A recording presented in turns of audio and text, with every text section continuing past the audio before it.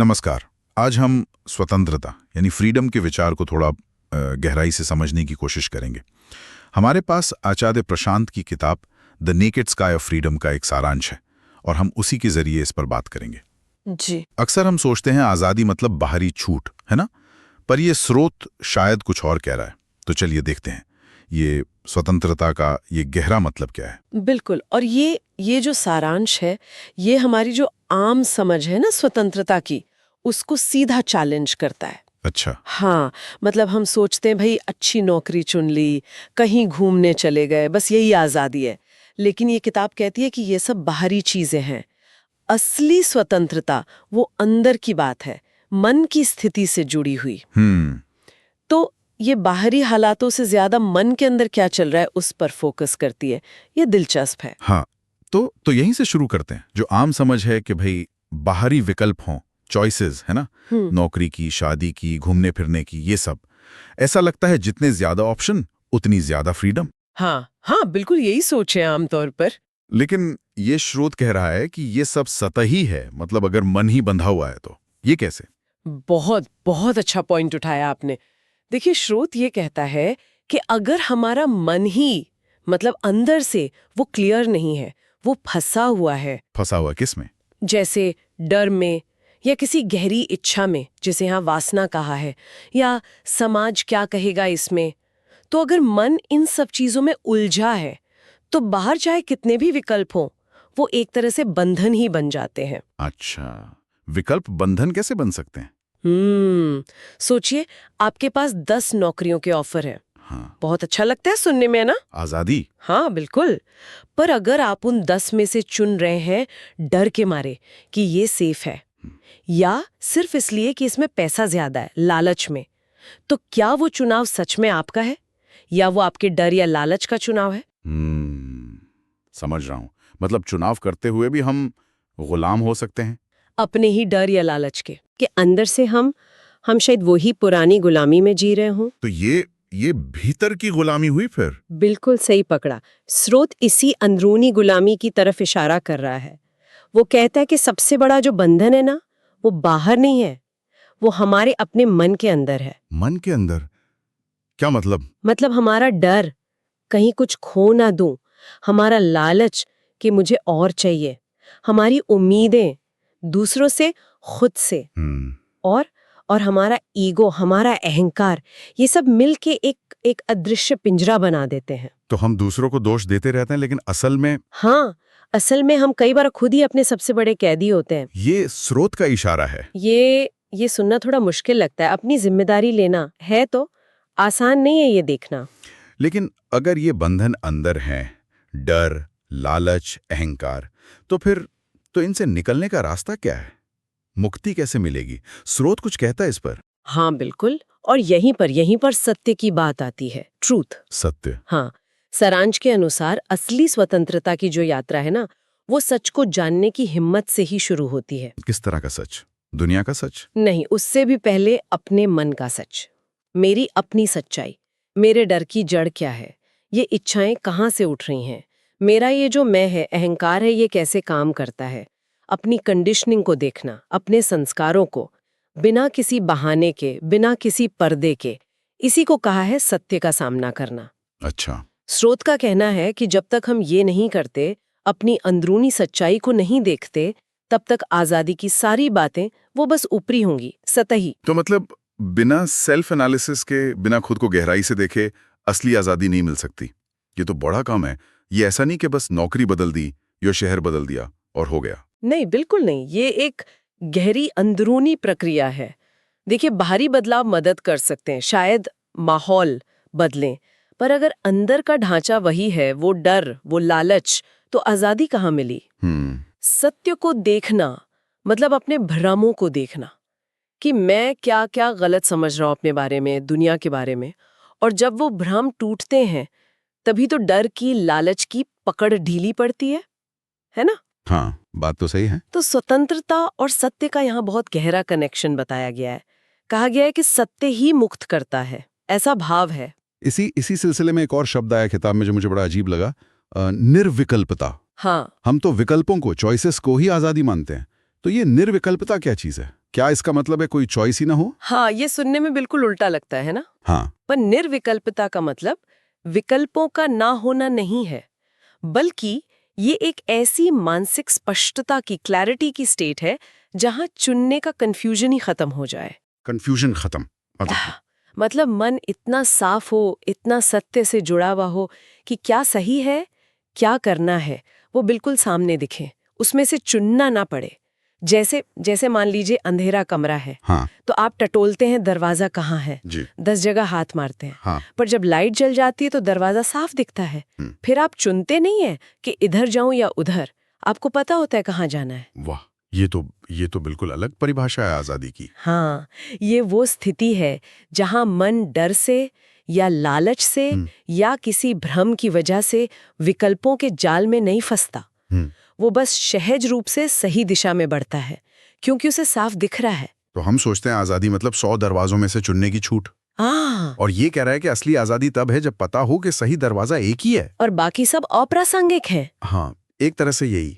हाँ, और ये जो स्पष्टता है, ये क्लैरिटी, हाँ। ये कहाँ से आती है? ये उसी सत्य को देखने से जो पहले बात हुई। बिल्कुल, ये उसी सत्य की गहरी समझ से पैदा होती है। जब मन अपने ही बनाए हुए भ्रमों से मुक्त होता है तो चीजें साफ दिखने लगती हैं, जैसी वो है। तब विकल्पों का बोझ नहीं रहता, चुनने का स्ट्रेस नहीं रहता। और इसी अवस्था को समझाने के लिए स्रोत में वो नग्न आकाश, नेकेड स्काई का सिंबल इस्तेमाल हुआ है। नग्न आकाश, नेकेड स्काई, ये क्या है? जरा और बताएं इसके बारे में। नग्न आकाश मतलब सोचिए, एकदम साफ आसमान, कोई बादल नहीं, कोई धुंध नहीं, खुला हुआ, अनंत। ये उस मन की स्थिति का प्रतीक है जो पूरी तरह से खुला है, मुक्त है, जहां हमारे अपने विचार, हमारी धारणाएं, हमारे डर, हमारी इच्छाएं, इनके बादल नहीं है जो सच्चाई को ढक लें। अच्छा। ये मन की एक परम शुद्धता की, पारदर्शिता की और विशालता की स्थिति है। जैसे खुले आकाश की कोई सीमा नहीं होती है ना, वैसे ही इस मन की अवस्था में कोई अंदरूनी बंधन नहीं होता। तो स्रोत के हिसाब से यही आजादी की सबसे ऊंची अवस्था है। हाँ, विकल्पों के चुनाव से जो आजादी मिलती है वो तो सीमित है, पर ये नग्न आकाश वाली स्थिति, ये असीम है, आंतरिक विस्तार है। ये सुनने में बहुत बहुत गहरा है, पोएटिक भी है। एक ऐसा मन जो अपने ही बोझ से, अपने विचारों, अपनी भावनाओं के बोझ से मुक्त हो। ये पाना कितना मुश्किल होगा ये तो अलग बात है, पर लक्ष्य की तरह ये बहुत बहुत आकर्षक लगता है। हाँ बिल्कुल, ये एक आइडियल स्टेज जैसी लगती है, पर शायद स्रोत का इशारा ये है कि इस दिशा में चलना यही असली स्वतंत्रता की यात्रा है। मंजिल चाहे अभी दूर लगे, हर बार जब हम अपने किसी डर को या किसी भ्रम को पहचानते हैं और उससे थोड़ा मुक्त होते हैं, हम उस नग्न आकाश के थोड़ा और पास आ जाते हैं। अच्छा, और ये जो अंदरूनी स्वतंत्रता है, क्या इसका असर हमारे रिश्तों पर भी पड़ता है? जैसे प्रेम, प्यार, क्या स्रोत इस बारे में कुछ कहता है? हाँ, बिल्कुल। सारांश में इसका भी जिक्र है। स्रोत का कहना है कि सच्चा प्यार वो केवल वही इंसान कर सकता है जो अंदर से स्वतंत्र हो। अच्छा। ऐसा क्यों? क्योंकि हम जिसे अक्सर प्यार कहते हैं ना, उसमें बहुत सारी दूसरी चीजें मिली होती हैं। जैसे इनसिक्योरिटी, असुरक्षा का भाव, अधिकार जताना, पोजेसिवनेस, उम्मीदें रखना कि सामने वाला मुझे खुश करेगा, उस पर निर्भर हो जाना, उसे खोने का डर। हाँ, ये सब तो होता है रिश्तों में। हाँ, पर स्रोत कहता है कि ये सब चीजें प्यार नहीं है, ये हमारी अपनी अंदरूनी गुलामी का, हमारी अपनी इनकम्प्लीटनेस, अपूर्णता का रिफ्लेक्शन है। ओहो, मतलब अगर मैं अंदर से डरा हुआ हूं या मुझे लगता है कि मैं अधूरा हूं, तो मेरा प्यार भी वैसा ही होगा, डरा हुआ अधूरा। स्रोत का इशारा ऐसी तरफ है। सच्चा प्यार जो बिना शर्त हो, बिना किसी मांग के, बिना डर के, वो तभी मुमकिन है जब इंसान खुद अंदर से आजाद हो, पूरा हो, जब उसे दूसरे से कुछ लेने की जरूरत ना महसूस हो। तो फिर वो प्यार कैसा होगा? वो एक देने की अवस्था होगी, एक शेयरिंग होगी, अपनी खुशी, अपनी शांति को बांटना, न कि अपनी कमी को दूसरे से भरने की कोशिश करना। ऐसा प्यार जो किसी स्वार्थ पर न टिका हो, जो डरे नहीं, वो अंदरूनी स्वतंत्रता का ही फल हो सकता है। ये तो बहुत बड़ी बात है।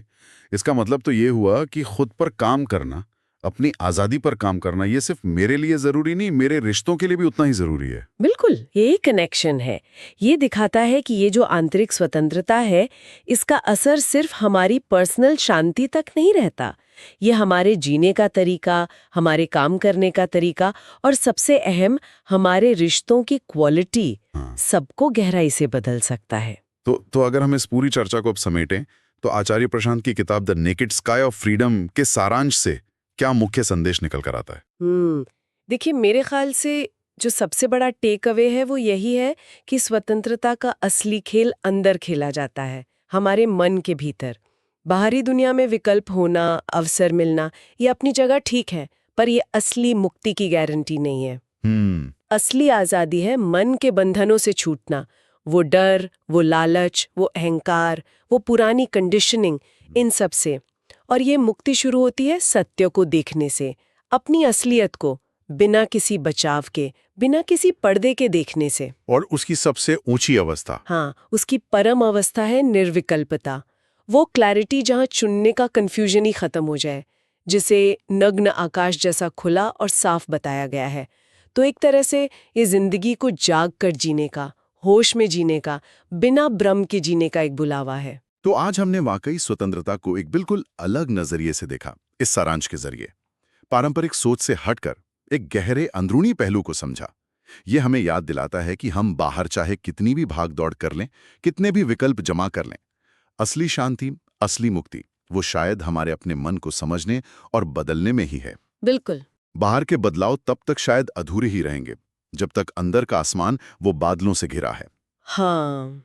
और ये पूरी बातचीत ना एक बहुत जरूरी सवाल पर भी लाकर खड़ा करती है, खासकर आज के जमाने में। कौन सा सवाल? देखिए, अगर स्रोत कह रहा है कि परम स्वतंत्रता निर्विकल्पता में है, मतलब विकल्पों के बोझ से मुक्ति में, स्पष्टता में, तो हमारी जो आज की मॉडर्न दुनिया है, जो हमें हर मोड़ पे अनगिनत चॉइसेस देती है ना? हाँ, बिल्कुल। करियर में क्या खरीदें, क्या देखें, कैसे जिएं, हर चीज में। तो क्या ये जो विकल्पों की बाढ़ है, क्या ये सच में हमें आजाद कर रही है, या कहीं ये हमें और ज्यादा कंफ्यूज तो नहीं कर रही? हाँ। और बेचैन और चुनने के तनाव में तो नहीं डाल रही? कहीं ऐसा तो नहीं कि हम इन विकल्पों के जंगल में वो जो जरूरी स्पष्टता है उसे ही खोते जा रहे हैं? वाकई ये सोचने वाली बात है कि ये विकल्पों की भरमार आजादी है या एक नया किस्म का बंधन। बहुत गहरा सवाल है। इसी विचार के साथ आज की ये चर्चा यहीं खत्म करते हैं।